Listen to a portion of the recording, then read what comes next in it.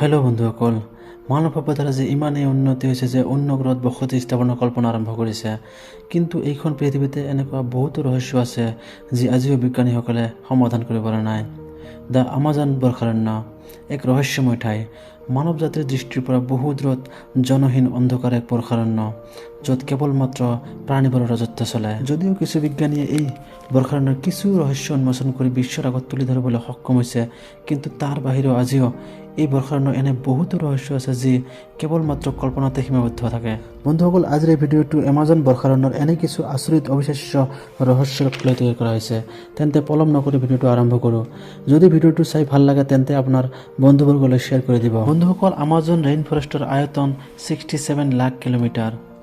Bolivia, Brazil, Colombia, Ecuador, France Guiana, Peru, Suriname আৰু Venezuela এই 9টা দেশত বিস্তাৰ কৰি আছে। দক্ষিণ আমেৰিকা মহাদেশৰ এক বিশাল অংশত বিস্তৃত হৈ থকা বিশ্বৰ আটাইতকৈ ডাঙৰ আৰু জৈৱ বৈচিত্ৰ্যপূৰ্ণ বৰ্ষাৰণ্যখন আচৰিত কথাৰে ভৰি আছে।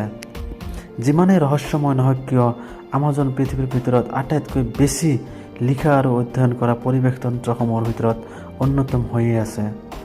আমাজনৰ মহান বৰ্ষাৰণ্যখনৰ বিষয়ে আপুনি হয়তো নজনা কেইটামান তথ্য জনাবলৈ চেষ্টা কৰিছোঁ। নম্বৰ 1, সেউজীয়া এনাকোণ্ডা সাপ। আমাজনত অতি বিষাক্ত পিট ভাইপাৰৰ পৰা আৰম্ভ কৰি দক্ষিণ আমেৰিকাৰ হিংস্ৰ ৰেটল স্নেকলৈকে গোটেই ৰেঞ্জৰ ভয়ংকৰ আৰু বিপদজনক সাপৰ বাসস্থান। কিন্তু বিশাল সেউজীয়া এনাকোণ্ডাতকৈ হয়তো কোনোটোৱে বেছি ভয়ংকৰ নহয়। 30 ফুটতকৈ অধিক দৈৰ্ঘ্যৰ আৰু 500 পাউণ্ডতকৈ অধিক ওজনৰ এই সাপটোৱে হৈছে বিশ্বৰ আটাইতকৈ ডাঙৰ সাপ। ভাল খবৰটো হ'ল যে সেইবোৰ বিষাক্ত নহয়, কিন্তু ইয়াৰ পৰিৱৰ্তে তেওঁলোকৰ নিজৰ ভয়ংকৰ পেশী শক্তি ব্যৱহাৰ কৰি নিজৰ চিকাৰটোক সংকুচিত আৰু শ্বাসৰুদ্ধ কৰি দিয়ে।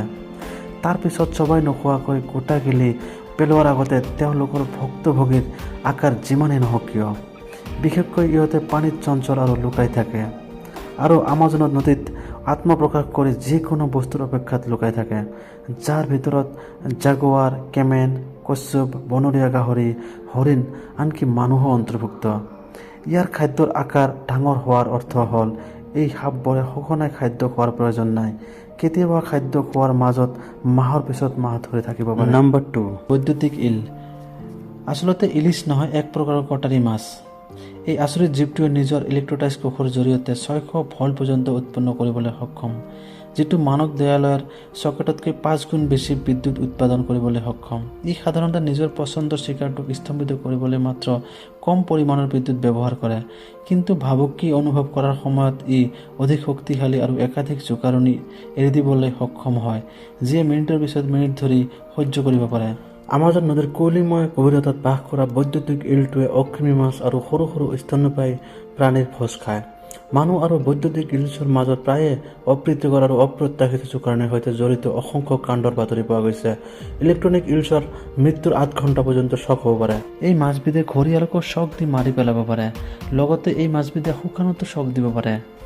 নম্বৰ 3, এই ভয়ংকৰ দেখা মাছটোৰ খাদ্য প্ৰদানৰ উন্মাদনাৰ বাবে সুনাম আছে, য'ত ডাঙৰ ডাঙৰ স্কুলবোৰে চিকাৰৰ চাৰিওফালে গোট খাই কেইমিনিটৰ ভিতৰতে হাড়ৰ পৰা সকলোবোৰ মাংস কাঢ়ি লৈ যায়। হলিউডৰ কেইবাখনো সুপৰিচিত চিনেমাত দেখুওৱাৰ দৰে ডাঙৰ ডাঙৰ স্তন্যপায়ী প্ৰাণী আনকি মানুহকো লক্ষ্য কৰি পানীত জীৱিত অৱস্থাত খাই পেলোৱাৰ কাহিনী প্ৰচুৰ পৰিমাণে আছে।